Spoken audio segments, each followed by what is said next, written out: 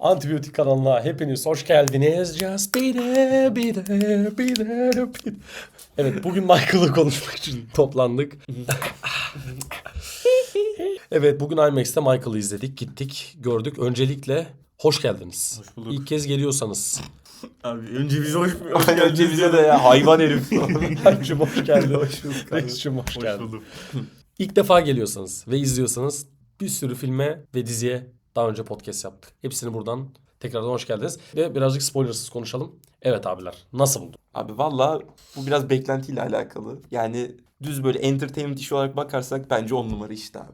Yani Bence de keyifliydi bayağı. Çok ya. eğlendim. ben de. hani gerçekten müzik dinlemek için gidilecek bir film olmuş. Kesinlikle ben öyle Yani düşünüyorum. bir konser filmi gibi olmuş yani. Gerçekten öyle gerçekten. Biyografi Böyle filmindense konserliymiş gerçekten bu gibi. kadar olur yani. Sinemada insanlar baktım böyle yani çok kıpırdamadan duruyor. Nasıl bu kadar kıpırdamadan duruyorlar Evet. anlayamadım ben. Aynen. Zordu bu arada kıpırdamadan Zordu, evet. durmak ya. Bayağı keyifli filmdi. Ya şimdi Michael Jackson çok tartışmalı bir isim zamanında. Hem iyi anlamda çok olağanüstü iyi bir insan. Kötü anlamda da bayağı iddialar var. Ölüm süreci Evet. falan filan. Çoğu olayı fazla Büyük bir büyük. muamma. Evet, fazla büyük ve fazla paranın içine girdiği için Evet. tartışmalı oluyor. Babası da filmde izlediğimiz gibi tartışmalı bir insan. Genel olarak Joseph. hayata da öyle. Bu film Michael'ın 1987'de çıkan albümüne kadar olan süreci ve 88'deki final konseriyle Evet. kapanan Jackson bir Five film. yaptı, aynen. Aynen. Victory Tour'dan hemen sonra bir de kendi Hı. şeyi var. Bad performansı var. Birazcık Alp'in dediği gibi beklentinize göre gidin. İşte dava süreçleri bilmem neleri işleyen bir film değil. Michael'ın kişisel müzik yolculuğuna konsantre olan bir film. Bu da bence bilerek tercih edilmiş. Bunu detaylandıracağım az sonra. Öncelikle abiler müzik olarak değerlendirelim. Bence müzikal sahneler açısından onun dışında işte bunların çekim tekniği, bunların kullanımı, müzik bas beat'i ayarlanması olsun, performans sahnelerinde kameranın durduğu yerler, yönetmenin yaptığı tercihler olsun enteresandı ve bayağı keyifliydi bence. Ki filmin kalitesi de buradan geliyordu açıkçası. İyi ki IMAX'e gitmişim dedim. Evet. Öncelikle bunu söyleyeyim. Bence de gidebiliyorsanız kesinlikle IMAX'e gidin çünkü sesin ön planda olduğu bir şey. Evet. Yani film 2 saat 7 dakika her sahnesinde müzik 2 çalıyor. saat ses var. Evet, gerçekten 2 saat müzik var. Hani diyaloglarda bile arkada Evet. farklı tune'lar çalıyor sürekli. Çok güzeldi ya o Evet. açıdan.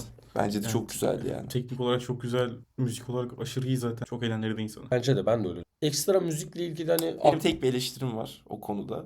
Ya bu belki kolay bir şey değildir yapması da. Mesela canlı performanslarında filmde, albümdeki kayıtları birebir kullanmışlar. ama Cafer kendi de söylemiş bazı şarkıları ya. Hayır, tamam, mesela o stüdyo süreçlerinde falan filan olabilir. Ama şeydekiler birebir aynıydı. Emin değilim bundan Hayır, tam. ondan eminim. O çok belli oluyordu bence. Hani albümdeki versiyonları kullanmışlar mesela direkt. Live versiyonu Onun daha- yerine evet belki hani ellerinde profesyonel bir kayıt olmayabilir. arkadaki ses, background sesinden dolayı onu Evet, adapte hani onu etmek belki zordur şey ya. ellerinde ekstra bir kayıt yoksa yapamamış olabilirler. Ben orada şey isterdim. Hani orada canlı kayıt yaptığı için oradan bir kayıt kullanıp onun üstünde oynayıp biraz da filme yedirseler çok daha güzel bulur. Çünkü bazı yerlerde çok lip sync gibi duruyor zaten öyle de doğal olarak. Hani Ya hepsi, aynısını Cafer hepsini söyleyemeyeceğine göre. seslendiremez. Sadece müzik konusunda onu diyebilirim. Onun dışında müzik seçimleri zaten çok iyi olmuş. Ya zaten Ya bir Smooth Criminal çok iyi olabilirdi ya. O da çok uzun bir şarkı olduğu için evet büyük ya. ihtimalle ve O da apayrı bir sekans olacağı için Evet, onun klibi çok- falan da çok uzun. Yani belki Açılış film gibi açılışı falan düşünüyorum öyle ya, açılış düşündük. gibi düşünüyorum. Aynen. Ya zaten Benim fısıltım. dahil edebildiği tüm o hit klipleri ve şeyleri, single'ları dahil etmişler zaten. bence de ya iyiydi, keyifliydi bu konuda. Şimdi abiler o zaman müzikal olarak övdüğümüze göre birazcık zaten filmin iki unsuru vardı. Yani müzikal unsur ve senaryo unsuru. Tabii bunun bir de magazinsel olarak ne kadar yansıdığı var tabii de. Ya bir de müzikalle beraber şey unsur. Sahne ve dekor. Evet. Onlar Ha, bu muazzam, arada kusursuz. bak Birebir bu arada aynı. hemen okuyorum. Görüntü yönetmeni Oscar ödüllüymüş. Dion Beebe. Kurgu John Ottman, Harry Yoon. Onlar yapmış. Ses editörü Bohemian Rhapsody ile aynıymış. Prodüksiyon tasarımında Once Upon a Time in Hollywood'la aynıymış. Senaryoyu da The Aviator'ın senaryosunu yazan abimiz yazmış. John Logan. Yönetmen de Anthony Fuqua. Kendisi benim için tartışmalı bir abidir. Evet, Ona IMDb'de rağmen çok yüksek. hadi şeyleri yok. onu değinmişken de söyleyeyim. Dediğiniz gibi bak prodüksiyon tasarımı, kıyafetler falan hepsi çok iyiydi. Bunlara hiçbir şey diyemem.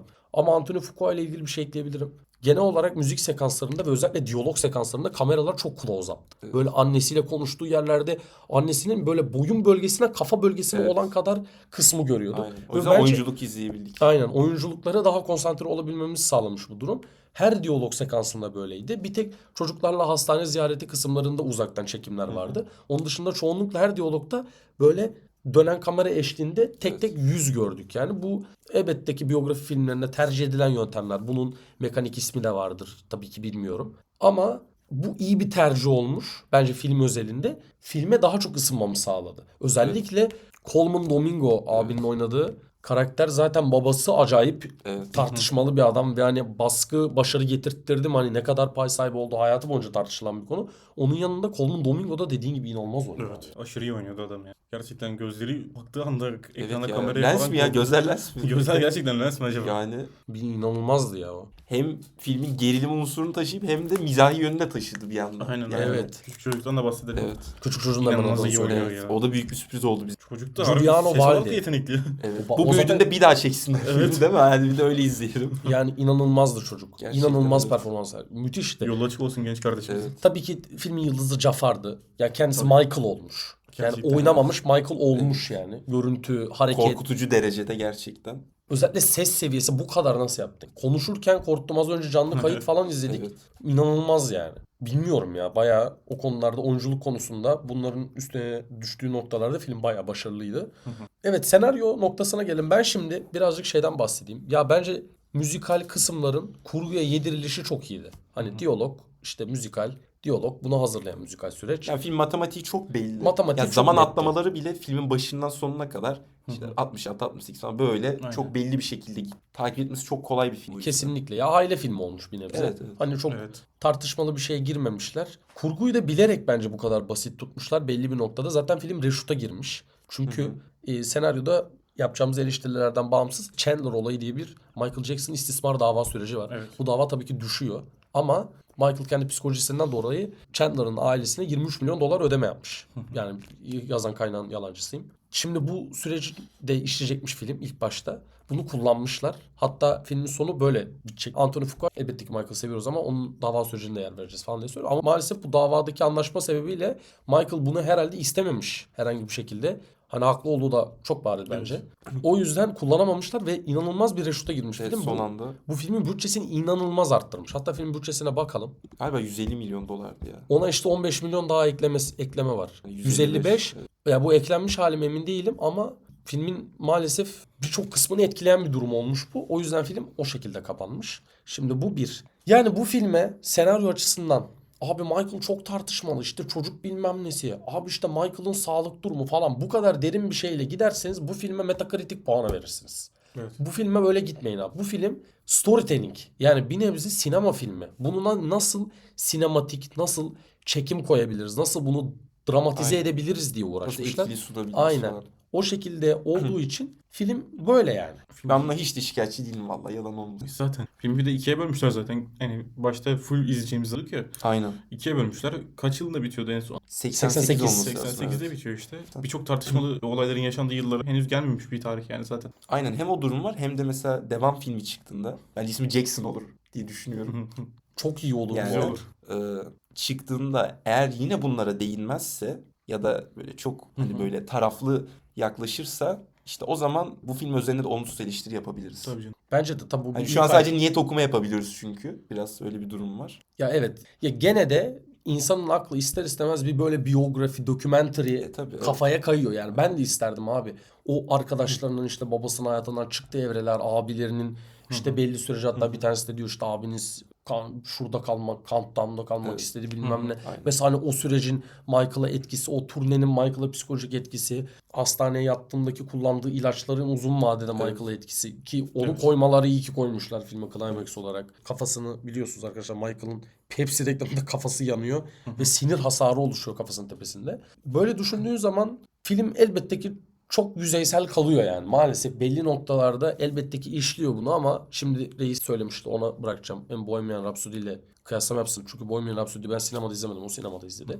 Hani belli noktalarda mesela Bohemian Rhapsody daha cesur olmaya çalışan bir filmdi bence. Evet. Michael daha temiz sularda yüzüyor. Daha aile filmi. Hani gerçekten yükseliş hikayesini anlatıp baba dramasında doğru işleyip kapatıyor filmi. Aynen. Bilmiyorum, ben böyle düşünüyorum ya. Ben sadece şunu ekleyeyim. Yani dedim zaten de bu beni üzen bir şey değil. Yani bu film özelinde değil. Bu dediğin konulara girmesini ben de isterim.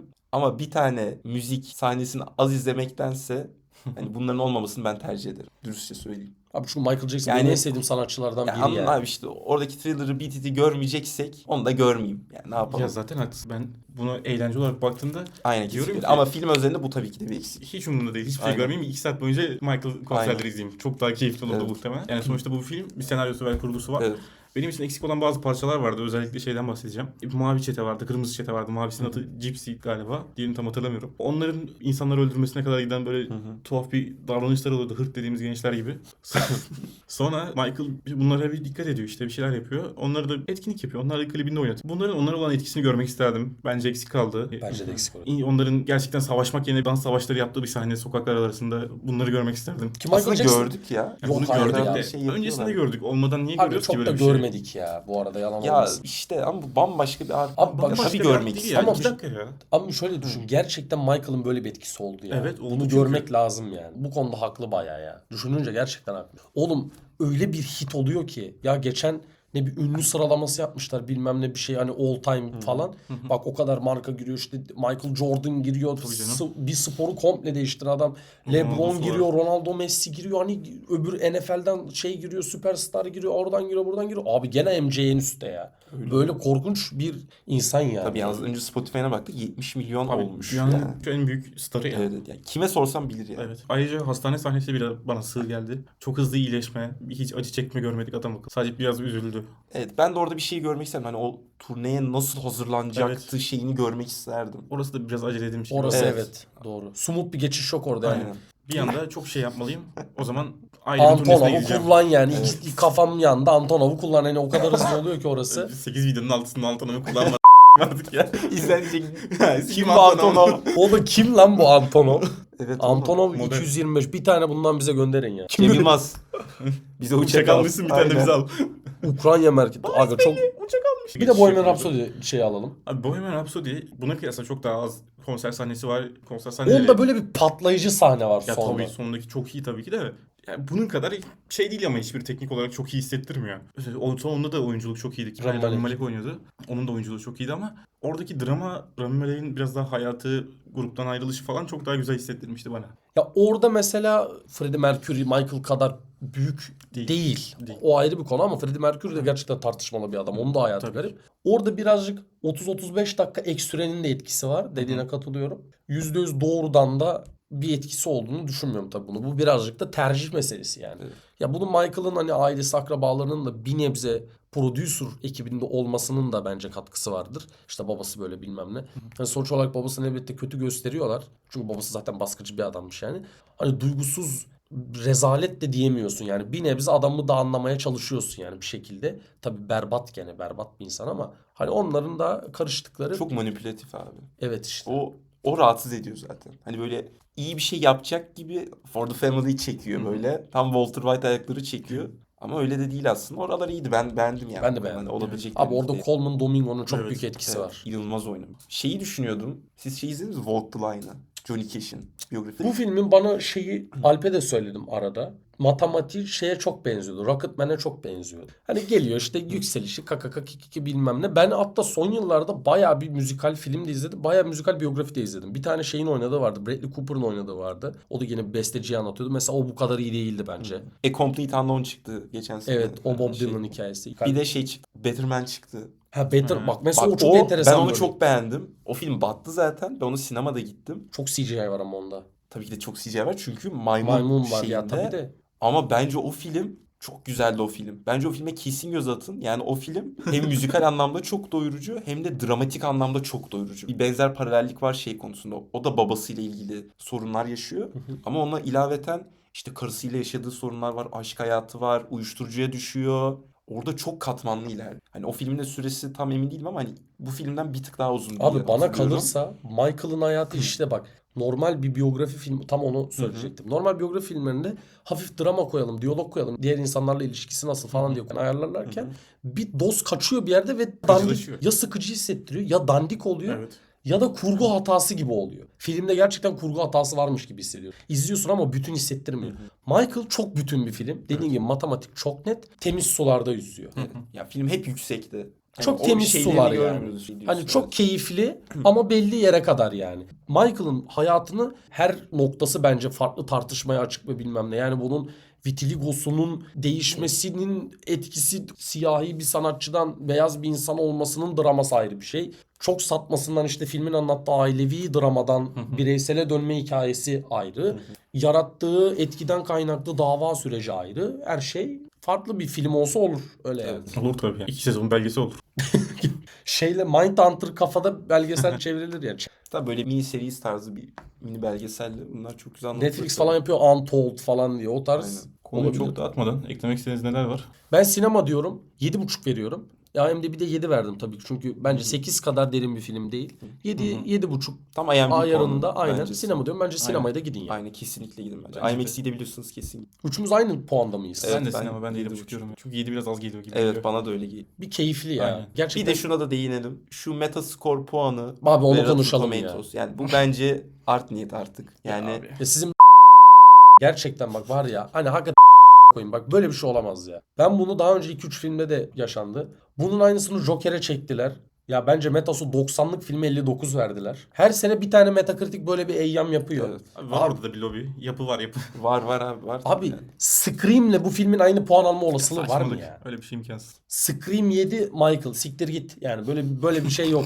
İkisini de izledim yani. Scream 2 bu 7 yani. Böyle bir Aynen ayar öyle. yok yani. Arada 3 kat fark var yani. Harbiden izleyip temiz sularda yüzdüğü için 3 abi diyen adamın sinemadan anladığını düşünmüyorum ben Kesinlikle. şahsen. Abi hiç close-up shotları falan izlemedim mi o diyaloglarda adam ne Yok anlatmak ya. istiyordu. Menajer seçerken bir sahne var, böyle bir sürü menajer doldurmuş. Orada yakın çekimler var. İnanılmaz aşırı güzel gözüküyor. Yani oradaki makyajıyla bildiğin Michael Jackson bu adam. Aynen dedim yani ben. filmden çıkınca üçümüz de aynı sahneyi Evet. söyledik. Jafar adam ya. Evet ya bir de hani film ilerlerken gerçekten hani göz altına kalem çekmişler büyük ihtimal makyaj ekibi. O daha da böyle göz yapısı inanılmaz benzemeye Prodüksiyon başlıyor. ekibi tebrik Evet, ederim. gerçekten. Yani. Hani o saç kıvırcıklığı falan o bayağı uğraşmışlar yani gerçekten. Ya zaten audience skorlara bakarsanız sinema gitmeniz Aynen. gerektiğini de bir şekilde anlarsınız. İnsanlar karşı tepki olarak da Rotten belli, IMDb belli.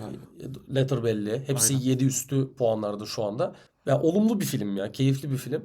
Elbette ki biz de daha tartışmaya açık bir şey beklerdik yani. İkinci filmi o yüzden bekliyoruz. Evet. Aynen. Evet abi ağzınıza sağlık. Umarım bir gün Michael Jackson'la ilgili çok derin bir video yapmak bize de nasip olur ve yaparız. Evet. O zaman bütün hikayesini, Evan Chandler olayını, bu albümleri ne kadar sattı, hangi albüm ne kadar sattığını ayrı ayrı konuşuruz. Abi ağzınıza sağlık. Elimizden geldiğince konuştuk. Gidin.